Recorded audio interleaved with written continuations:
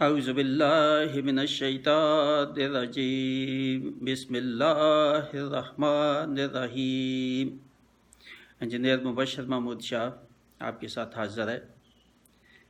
جیسا کہ پہلے بیان میں آ چکا ہے کہ قرآن پاک کے 30واں جو سپارہ ہے اس کی آخری چھوٹی جو صورتیں ہیں ان کا بیان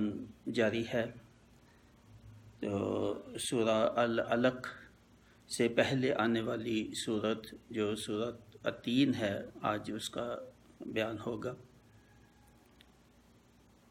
تو پہلے میں اس کی تلاوت اور ترجمہ کروں گا اور اس کے بعد پھر اس کی کچھ تشریح اور تفسیر ہوگی۔ والتین والزیتون وطور سینین وَهَٰذَا الْبَلَدِ الْأَمِينِ لَقَدْ خَلَقْنَا الْإِنسَانَ فِي أَحْسَنِ تَقْوِيمٍ ثُمَّ رَدَدْنَاهُ أَسْفَلَ سَافِلِينَ إِلَّا الَّذِينَ آمَنُوا وَعَمِلُوا الصَّالِحَاتِ فَلَهُمْ أَجْرٌ غَيْرُ مَمْنُونٍ فَمَا يُكَذِّبُكَ بَعْدُ بِالدِّينِ أَلَيْسَ اللَّهُ بِأَحْكَمِ الْحَاكِمِينَ۔ اس کا ترجمہ ایسے ہے: انجیر کی قسم اور زیتون اور طور سینا اور اس امان والے شہر کی، بے شک ہم نے آدمی کو اچھی صورت پر بنایا، پھر اسے ہر نیچی سے نیچی حالت کی طرف پھیر دیا، مگر جو ایمان لائے اور اچھے کام کیے کہ انہیں بے حد ثواب ہے۔ تو اب کیا چیز تجھے انصاف کے جھٹلانے پر باعث ہے؟ کیا اللہ سب حاکموں سے بڑھ کر بڑا حاکم نہیں؟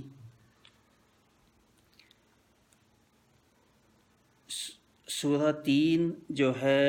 اور اس کے بعد آنے والی سورۃ علق جس کا بیان پہلے ہو چکا ہے، یہ دونوں پیئرز ہیں یا جوٹے ہیں، کیونکہ دونوں صورتوں میں مضامین کی مشابہت ہے اور کنٹینیوٹی ہے، اور دونوں کو ملا کے اگر اکٹھا سمجھنے کی کوشش کریں تو مفہوم زیادہ واضح ہوگا۔ اس میں اور دوسری سورۃ علق میں انسان کی تخلیق جو ہے اس کا ذکر ہے، اور انسان جب ایمان اور اچھے اعمال کرے تو اس کو کتنی عظمت اور کتنی بڑائی مل سکتی ہے، کتنا انعام مل سکتا ہے، اور جب وہ اپنے آپ کو یا اپنے اعمال کو اتنا گرا دے کہ وہ نیچے سے نچلی سطح پر چلا جائے تو پھر اس کو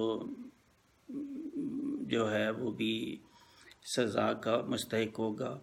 اور اللہ تعالیٰ نے یہ بیان دونوں صورتوں میں یہ بتایا کہ انسان جو ہے وہ اونچی سے اونچی سطح جو ہے یا عظمت حاصل کر سکتا ہے اپنے ایمان اور اعمال کی وجہ سے، اور نچلی سے نچلی سطح تک جا سکتا ہے اپنے برے اعمال کی وجہ سے۔ تو انسان کو اللہ تعالیٰ نے یہ چوائس دیا ہے کہ دونوں راستوں میں جو سا راستہ وہ چاہے تو اختیار کر لے۔ تو اس کی جو ہے اللہ تعالیٰ نے وضاحت کر دی قرآن مجید کی شکل میں، اور جو ہے نا قرآن مجید میں جو احکام ہیں ان میں واضح کرتی ہے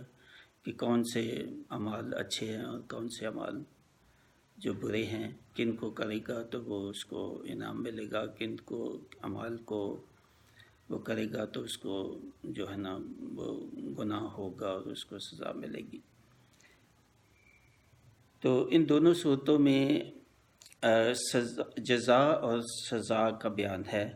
سورہ تین اور سورہ بلد جو ہے اس میں بھی مشابہت ہے،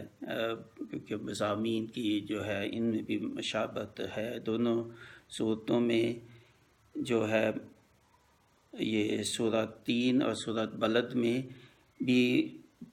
تین باتوں کی جو ہے اللہ تعالیٰ نے قسم کھائی، تین دونوں میں ہی، تو یہ بھی مشابہت ہے، اور دونوں میں جزا اور سزا ہے، یعنی سورہ تین اور سورہ بلد جو ہے اس کے علاوہ سورہ تین اور سورۃ عصر اور سورۃ معون اور سورۃ کوثر میں بھی کافی مشابہت ہے، کیونکہ وہاں بھی انسان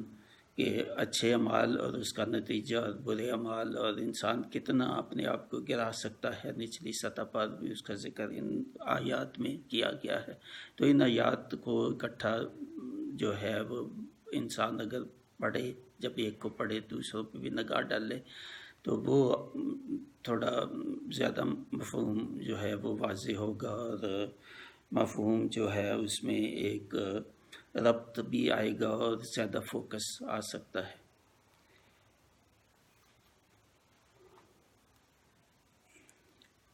اس سورہ کا نام جو ہے وہ پہلے ہی آیت، اس سورت کے پہلا جو کلمہ ہے، پہلا جو لفظ ہے اس سے ہی لیا گیا ہے، والتین۔ تو مفسرین کا خیال یہ ہے کہ تین اور زیتون یہ کچھ جو عرب کے علاقے ہیں، جیسے شام کا علاقہ ہے یا فلسطین کا علاقہ ہے، ان میں یہ زیادہ بہت زیادہ یہ جو ہے نا بہت اچھی قسم کی یہ زیتون اور تین دونوں جو ہیں یہ پھل، اور یہ بہت عمدہ قسم کے اور بہت کثرت سے ہوتے ہیں، وہ ہیں شام کے علاقے اور فلسطین کے علاقے۔ تو مفسرین کا ایک تو یہ ہے کہ یہ پھلوں کی قسم بہت عمدہ پھل، اور اس میں اللہ تعالیٰ کی بڑی جو ہے وہ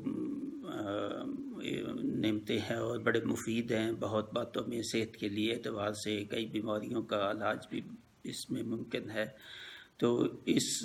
ان پھلوں کے مفید ہونے کی وجہ سے اللہ تعالیٰ نے ان کی قسم کھائی، مگر چونکہ اس کے بعد جو ہے اللہ تعالیٰ نے دو مقامات کی قسم کھائی ہے جو کہ مقدس مقامات ہیں، جو کہ طور سینی کا ہے اور وَهَٰذَا الْبَلَدِ الْأَمِينَ۔ بلد الامین یعنی حاضہ یعنی یہ شہر جو مکہ شریف سے مکہ مکرمہ۔ تو آگے دو جگہوں کا جو ہے مقدس جگہوں کا ذکر ہے اور اسی قسم ہے، تو مفسرین کا زیادہ یہ خیال ہے کہ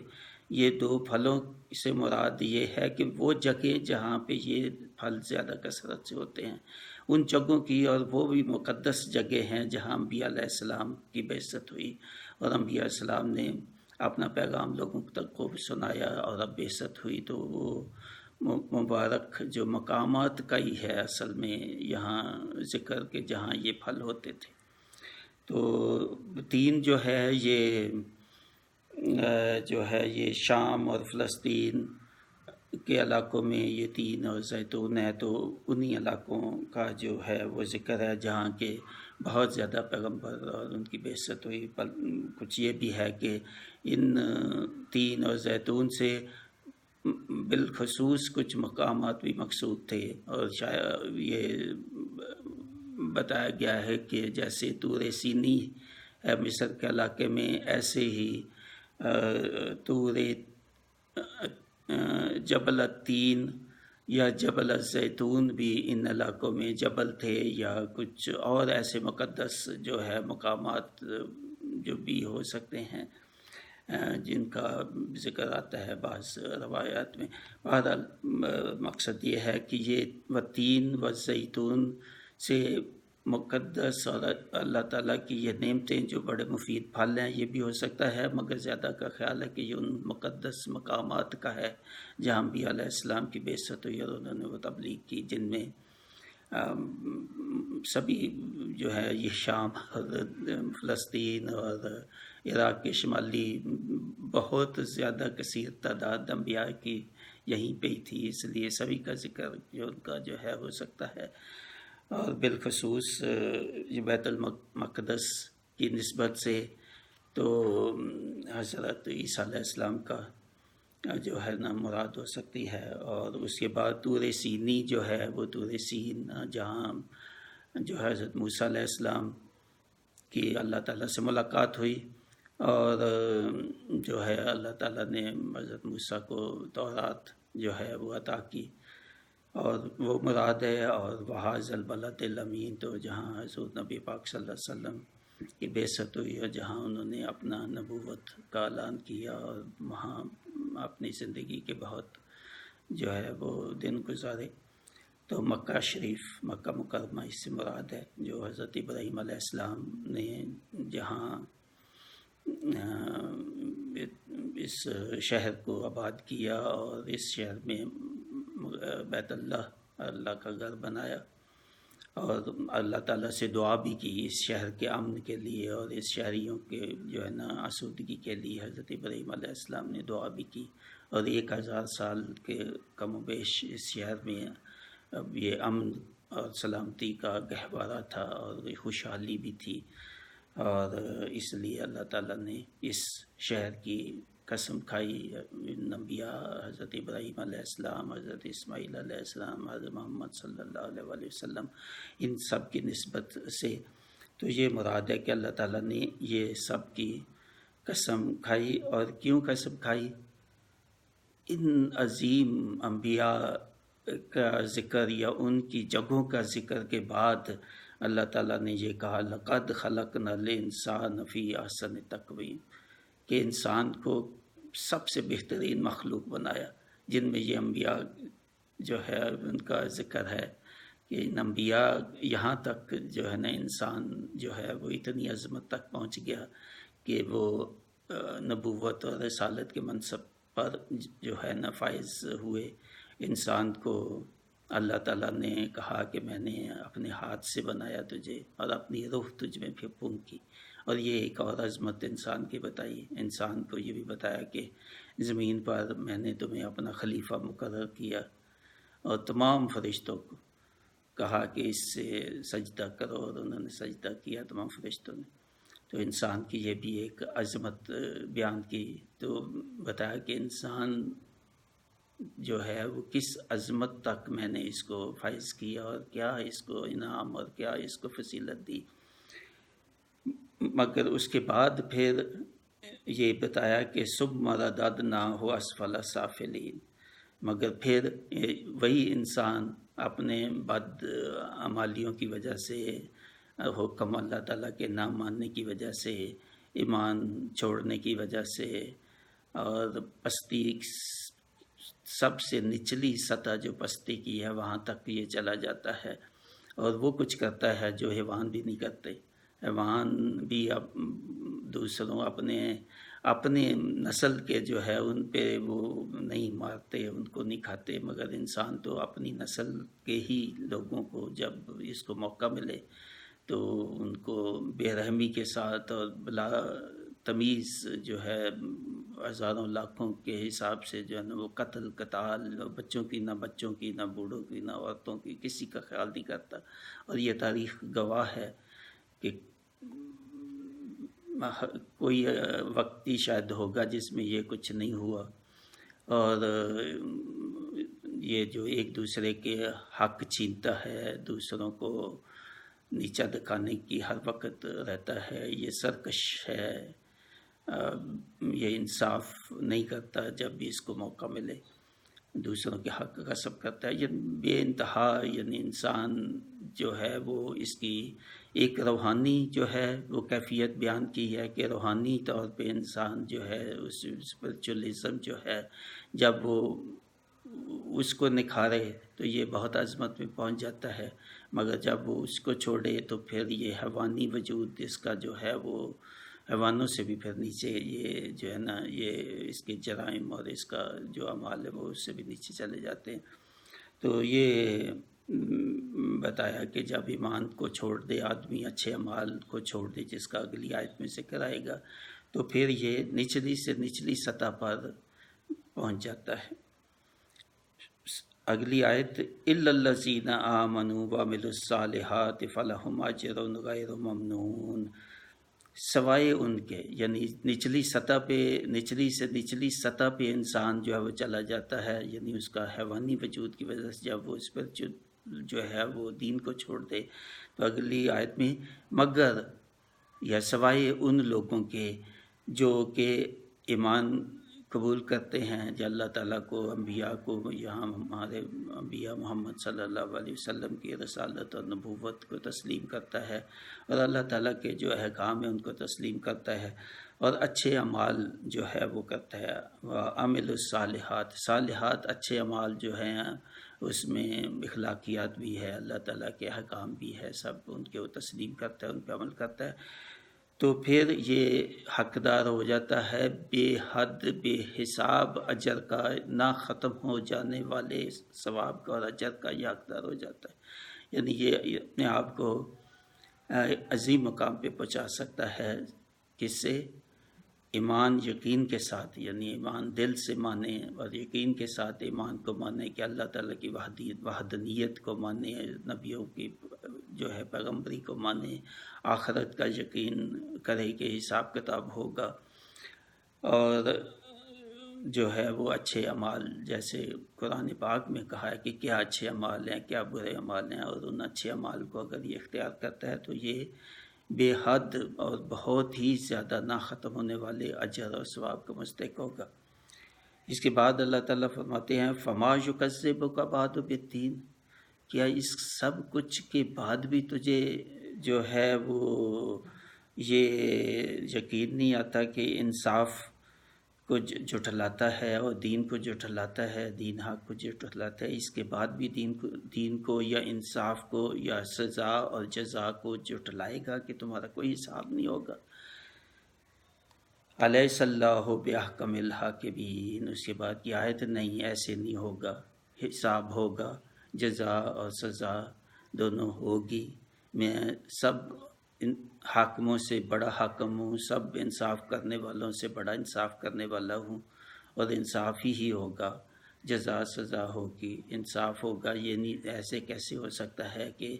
یہ دونوں قسم کے لوگ جو ہیں، جو اپنے آپ کو عظمت تک پہنچا، اپنی جو ہے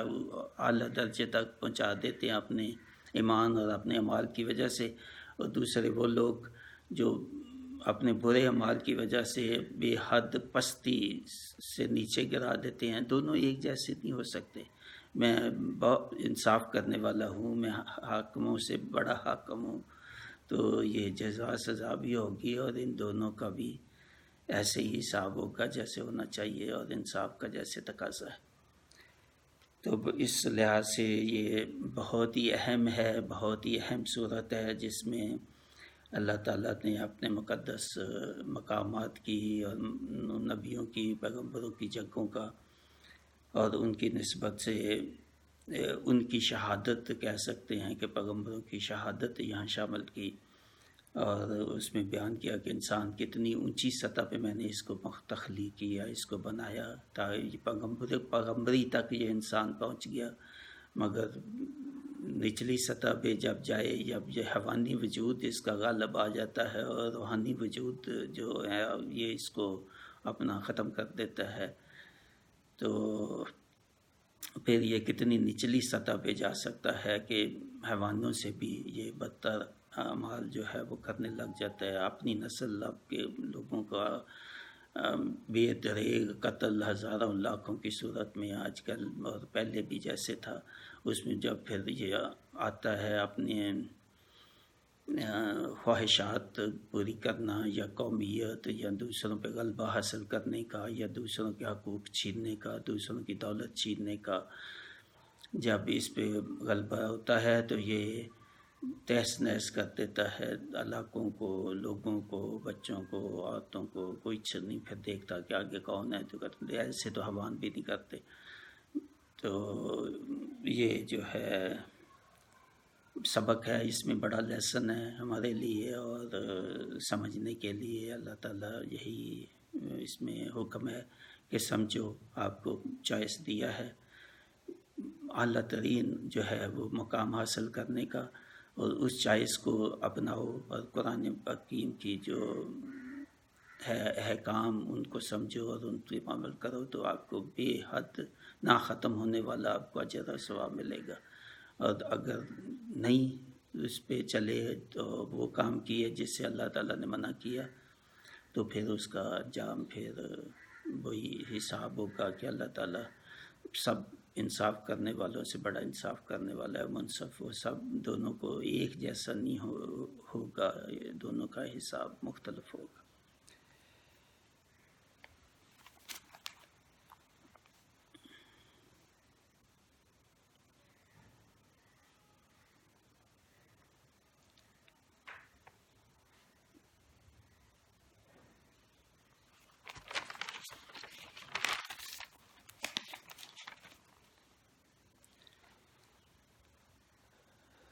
تو اس کے ساتھ ہی میں